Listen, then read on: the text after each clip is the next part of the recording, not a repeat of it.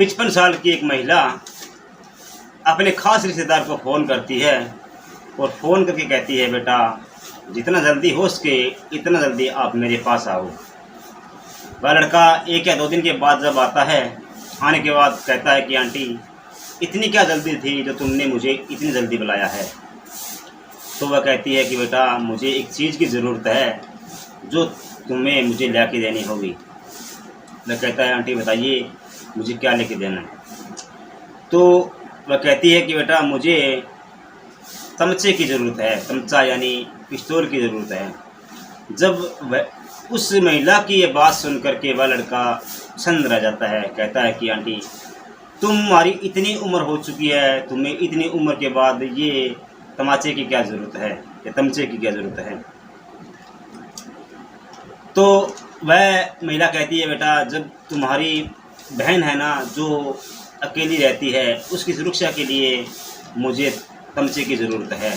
तो वह लड़का जब अपनी बहन की बात होती है तब वह राज़ी हो जाता है और उस महिला से 10,000 रुपये लेकर के वह इधर उधर जाता है। बहुत मुश्किल के बाद वह उस महिला को जो तमचा था यानी पिस्तौल था वो ला के देता है। पिस्तौल लाने के बाद में उस तमचे को लाए हुए लगभग 1 महीना बीत जाता है। जो पिस्तौल जिसकी सुरक्षा के लिए लिया जाता है वह उसी पिस्तौल से उसी की हत्या कर दी जाती है जिसकी सुरक्षा के लिए वो लाया गया था। जब ये खबर टीवी के, सोशल मीडिया या अखबारों के द्वारा जब लोगों तक पहुंचती है, लोग इसको सुनते हैं और पढ़ते हैं तो वो सन्न रह जाते हैं और कहते हैं कि जिस पे हम सबसे ज़्यादा विश्वास करते हैं वह लोग कैसे अपने ही अपनों की जान ले लेते हैं। जब इस घटना का खुलासा होता है तो एक महिला की तो जान जाती ही जाती है, साथ के साथ एक महिला और 2 व्यक्ति जिनको ताउम्र पूरी उम्र सलाखों के पीछे ही अपनी ज़िंदगी बितानी पड़ेगी, क्योंकि उन्होंने एक घटना ही ऐसी की थी, उन्होंने कुकर्म ही ऐसे किए थे। जबकि जो कत्ल किया गया था वो कत्ल एक ज़िंदगी संवारने के लिए किया गया था, लेकिन अब एक ज़िंदगी तो ख़त्म होती है और 3 ज़िंदगियाँ सलाखों के पीछे 3 ज़िंदगियाँ अपनी ज़िंदगी सलाखों के पीछे गुजारती है। आदाब, नमस्कार, शास्त्रीय काल। जो आज मैं सच्ची घटना लेके लौटा हूँ, ये सच्ची घटना है उत्तर प्रदेश का एक ज़िला है अमरोहा और उसी का थाना लगता है गजोला। दरअसल गजोला क्षेत्र का एक कॉलोनी है गंगानगर। उस गंगानगर कॉलोनी के अंदर 25 जून 2023 की लगभग 12:45 के आसपास पुलिस कंट्रोल रूम को एक फ़ोन पहुंचता है कि गंगानगर में एक खून हो गया है। जब ये सूचना जाती है उसके बाद फिर वायरलेस पर खबर आती है कि लूट हुई है, लूट होने के बाद एक महिला की कत्ल हो चुकी है। तो यह बात वायरलेस पे और पूरे शहर के अंदर एक आग की तरह फैल जाती है। पुलिस का होश फाख्ता हो जाता है कि जो घटना आज से 10 या 15 साल पहले एक आम होती थी, इन दिनों में ये घटना कैसे हो गई है। एसपी आदित्य वांगे, एसपी राजकुमार सिंह और एसएचओ ओम प्रकाश और सीओ अरुण कुमार के तमाम ऑफिसर, सिविलियंस की टीम, एसओजी, तमाम ऐसी फोरेंसिक टीम वहाँ पहुँचती है।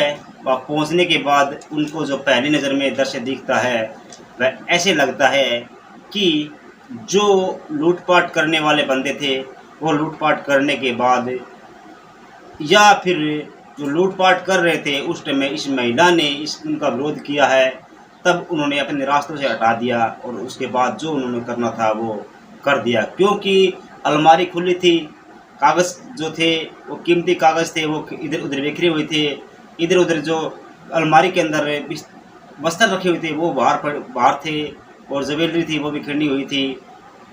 लेकिन जो भी सामान था वो अपने स्थान पे नहीं था, इधर उधर बिखरा हुआ था। लेकिन पहली नज़र में देखने के बाद ऐसा लगता था कि वो महिला जैसे जीवित हो, उसकी सांस चल रही हो। उस महिला को आनन फानन में पुलिसकर्मी वहाँ उठाते हैं और एक CSC भेजते हैं, यानी हॉस्पिटल में भेजते हैं। हॉस्पिटल में जब भेजने के बाद डॉक्टर साहब उन्हें देखते हैं तो वो कहते हैं साहब इस महिला की मृत्यु हुई तो लगभग घंटा बीत चुकी है। अब पुलिस की टीम जांच में जुट जाती है। जांच शुरू होती है। जांच के बाद जो कानून का गहरा होता है उसमें सभी को लिया जाता है, सास ससुर और उसका पति और आस पड़ोस के जो रहने वाले हैं पड़ोसी, उनको पुलिस अपने तरह जो जांच कर रही है वो शुरू हो जाती है। पहले जब उसकी सास होती है, उसका नाम होता है, उस महिला का नाम होता है राधिका, उससे पूछा जाता है कि तुम घटना हुई थी उस टाइम कहाँ पे थी। तो महिला कहती है कि मैं लगभग 10 बजे मेरी बहू को खाना देने के लिए आई थी। जब खाना दे करके चली गई उसके बाद जब लगभग 12:30 या 1:45 के बजे बजा था, उस टाइम मैं जब मेरी बहू को फल फ्रूट देने के लिए आई थी तो उस समय अलमारी के अंदर जो सामान था वो बिखरा हुआ था और मेरी बहू एक बेड पे लेटी हुई थी, जिस तरह उसकी कोई किसी ने कत्ल कर दी है। जिसके बाद उसके पति से पूछा जाता है कि तुम कहाँ पे थे, तो वह कहता है कि साहब मैं तो मेरी दुकान पे था। उसके बाद उसकी जब पति है यानी अमित कुमार, उससे पूछा जाता है कि तुम घटना जब ये हुई थी तो तुम कहाँ थे। तो उस जो मृतक थी यानी कोमल चौधरी, जो गजरोला के अमित कुमार से शादी हुई थी उनकी 23 नवंबर 2021 को, जो अमित कुमार उसका पति था, उससे पूछताछ होती है कि तुम उस टाइम कहाँ पे थे। तो वह कहता है कि मैं मेरी बुआ के गया हुआ था। जब आने के बाद मुझे पता चला है कि मेरी पत्नी को किसी ने मार दिया है। अब लगभग 7 या 8, 10, 15 दिन बीत जाते हैं। धीरे धीरे करते करते जो होती है वो जांच चल रही होती है और 15 दिन बीत जाते हैं। लेकिन जो राधिका थी यानी कोमल की सास, वह एक हॉस्पिटल में भर्ती हो जाती है, क्योंकि वह उस समय में एक ऐसा उसको चक्कर आता है जैसे उसकी BP या कुछ होती है, वो इसलिए वो बेहोश हो जाती है और अभी तक उसकी हालत नहीं थी कि वो कुछ कह सके या कुछ जवाब दे सके। तो उनसे ज़्यादा बातचीत भी नहीं हो पाई पुलिस वालों की। तो पुलिस वाले अब जो गराज था, इसमें गराज के अंदर जो कोमल की हत्या की गई थी उसके सामने ठीक सामने एक वेल्डिंग की दुकान थी।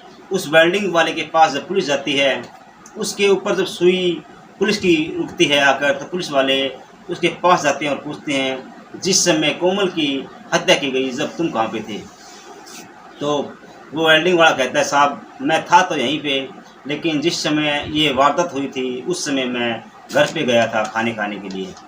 तो पुलिस वाले कहते हैं अगर तुम सही हमारा साथ दोगे तो ठीक है, वरना हमें पूछना भी आता है जो सही ढंग से।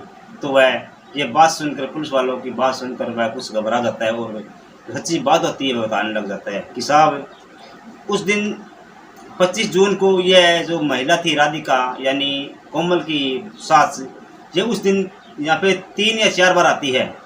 पहली बार आती है जब उसको खाना लेके आती है, दूसरी बार ये आती है जब कुछ हाथ के अंदर कुछ फल फ्रूट लेके आती है, लेकिन जब तीसरी बार आती है तब ये यहाँ जो गटर है इसके घर के सामने यानी गैरेज के सामने उसके पास खड़ी हो जाती है। लगभग 10 मिनट वहाँ खड़ी रहती है। उसके बाद वो झुक के उसके अंदर पता नहीं क्या डालती है।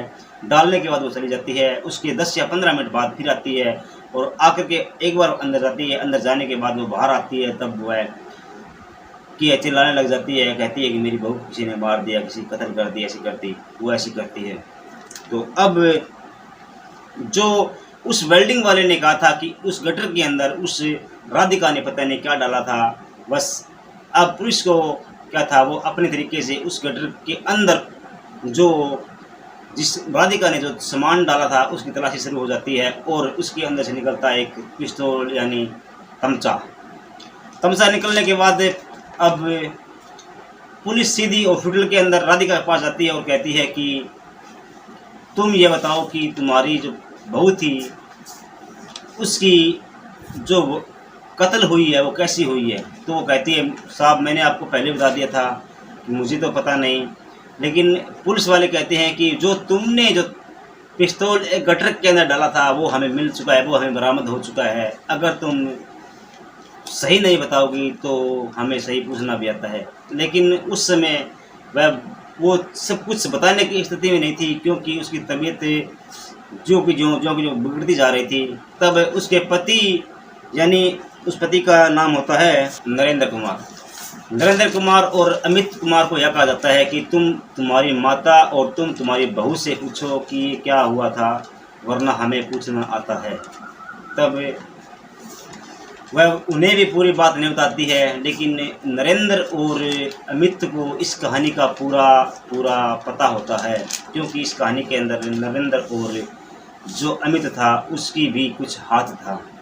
तो उसके बाद जब राधिका से कोमल की पूरी बात पूछी जाती है, तब एक राधिका ऐसा खुलासा करती है जो बात ये लोग जो बातें सुनते हैं वो सुन करके सन्न रह जाते हैं कि कैसे ये कर सकती है और कैसे ये हुआ है। वो कहती है जिस दिन यानी 25 जून को मैं सुबह सुबह गई थी एक खाना देने के लिए मेरी बहू को, क्योंकि मैंने उसे 2 या 3 महीने पहले अलग कर दिया था, क्योंकि वह काम नहीं करती थी, हमेशा कुछ भी कहने के बाद भी काम नहीं करती थी, हर रोज़ वह ऐसी बैठी रहती थी। हम उसको काम कहते थे लेकिन वो काम नहीं करती थी। वो अमित का भी काम नहीं करती थी। अमित खुद खाना उस अमित को मैं बना के देती थी, चाय अमित खुद बनाता था, अगर पानी पीना हो कुछ भी करना हो तो अमित छोटा मोटा काम हो तो अमित खुद करता था, न कि कोमल करती थी। कोमल एक इतनी थी कि वो पढ़ी लिखी जरूर थी, जिसने 23 नवंबर 2021 को कोमल और अमित की शादी होती है।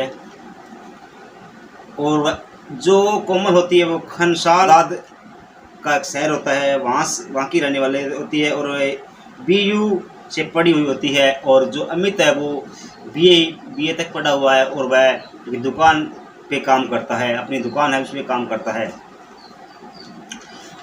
तो अब अमित का बड़ा भाई था जो कि बाहर गया हुआ था गोवा के अंदर।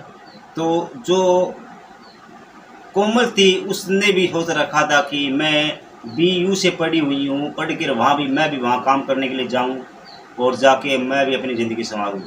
लेकिन ये बात अमित को और अमित की मम्मी और अमित के पापा को अच्छी नहीं लगी थी, क्योंकि अगर कोमल और अमित वहाँ से चला जाते तो उन दोनों की देखभाल कौन करता और उनका सहारा कौन रहता। लेकिन कोमल की जिद थी कि हम विदेश के अंदर जाएं और वहाँ पे जाकर के कुछ काम करें और हमें पैसा कमाएं, लेकिन ये बात उनको गंवारा नहीं थी। इसलिए अमित हर रोज़ कहता था कि माँ तुमने मुझे कैसी बहू ला के दी है जो कि मुझे कोई काम करके नहीं देती है, काम मुझे करना था तो मुझे मेरी शादी क्यों की। इस तरह हर रोज़ कोमल और अमित के अंदर झगड़ा रहता और कोमल के सास राधिका और कोमल का झगड़ा रहता। इसलिए कोमल को राधिका ने अपने घर से लगभग 200 या 300 मीटर दूर एक गराज था उनका, उनमें उन्होंने उनको अलग कर दिया था, यानी न्यारा कर दिया था, वहाँ पे वो रह रही थी। तो अब राधिका ने उसको अपने रास्ते से हटाने की सोच ली थी कि इसको अब रास्ते से हटाना है।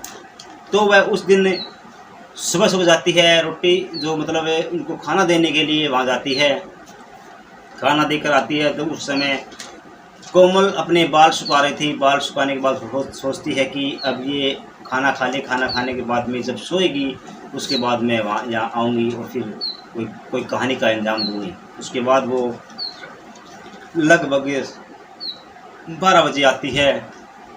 तब कोमल खाना खा करके आराम से अपने बेड पे सोई हुई होती है और फुल नींद के अंदर चली गई होती है। वह जब कोमल की सास राधिका अंदर आती है, उसके हाथ में जो फ्रूट होते हैं वो फ्रूट का बहाना लेके आई थी वहाँ पे कि किसी को पता ना चले, और देखती है कि अंदर राधिका आराम से इत्मीनान से सोई हुई है, उसको पता ही नहीं कि यहाँ अंदर कौन आया कौन नहीं आया। तो वह पिस्तौल था उसको भरती है, लोड करती है। लोड करने के बाद कोमल के कनपट्टी पे रखती है और टक से वो कोमल के कनपट्टी के पार कर देती है, जो बुलेट होती है वो उस पिस्तौल की, और कोमल की उसी टाइम उसी वक्त मौत हो जाती है। उसके बाद वो बाहर जाती है और जगह देखकर इधर उधर देखकर उस जो पिस्तौल था उसको गटरे में डाल देती है। डालने के बाद वो घर वापस आती है और फिर 15-10 मिनट बाद में आती है, और आने के बाद अंदर जाने के बाद वो फिर दोबारा आकर के वहाँ हल्ला करती है। ये बात जब खुद राधिका ने बताई तो पुलिस वाले और वहाँ सुनने वालों भी सन रह गए कि कैसे अपनी ही बहू को अपनी सास ने कैसे बेरहमी से मार दिया। उसके बाद जब उन्होंने अपना जो जुर्म था वो कबूल कर लेती है, उसके बाद पुलिस वाले कहते हैं कि तुम्हारा पति और तुम्हारा जो बेटा अमित है वह भी इस साजिश के अंदर शामिल है, इनको भी जेल होगी और तुम्हें भी। तो अगर जब पुलिस मुझसे पूछती है कि तुमने जो ये कत्ल की थी, जिस राधिका को तुमने मारा था, वो तो किसी की ज़िंदगी संवारने के लिए की थी, तो आज तो वो तो राधिका तो इस दुनिया में नहीं रही, लेकिन तुम अब क्या करोगी? तो कहती है मुझे कोई भी अफसोस नहीं है, क्योंकि जो थी वो विदेश जाना चाहती थी, हमारे कहे में नहीं थी वो, तो इसलिए मैंने उसको रास्ते में हटाने की कोशिश की और रास्ते से उसको हटा दिया, और आज हम ज़रूर जेल जा रहे हैं लेकिन साथ में तो हैं।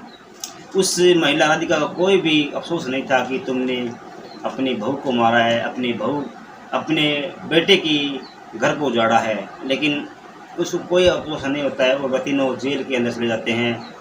तो ये थी दोस्तों सच्ची घटना। ये सच्ची घटना सुनाने का उद्देश्य मेरे किसी को दिल दुखाना या किसी को ठेस पहुँचाना नहीं था, बस इस घटना को सुनाने का उद्देश्य सिर्फ आप लोगों को जागरूक करना है कि ऐसा काम मत न करें। अगर कोई काम नहीं करता तो उसको आराम से समझाएं, प्रेम से समझाएं। अगर प्रेम से समझाने से वो समझ जाता है, उसमें उससे बड़ी कोई बात नहीं होती है। दोस्तों मिलेंगे कल एक नई वीडियो में, तब तक के लिए जय भारत, जय हिंद, वंदे मातरम।